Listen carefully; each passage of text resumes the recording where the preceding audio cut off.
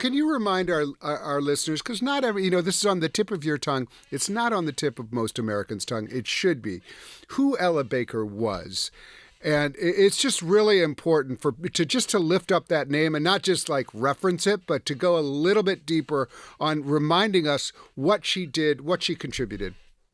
Miss Baker was, in so many ways, at the center of the revolutions of the mid 20th century.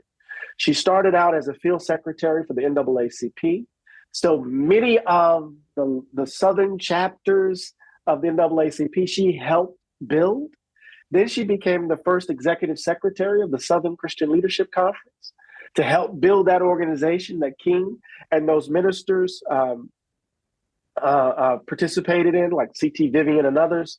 But her most important role, for me at least, was in the role she played in helping organize the Student Nonviolent Coordinating Committee. Born in Raleigh, North Carolina, she was this organizer, Doc, who understood the power of everyday ordinary folks. So when these kids, these young folk, were engaging in student sit-ins, and it started happening like wildfires across the South, they wanted to organize their efforts. And so she called a conference, along with others, and they met and they built Student Nonviolent Coordinating Committee, and she kept the traditional civil rights organizers off their backs.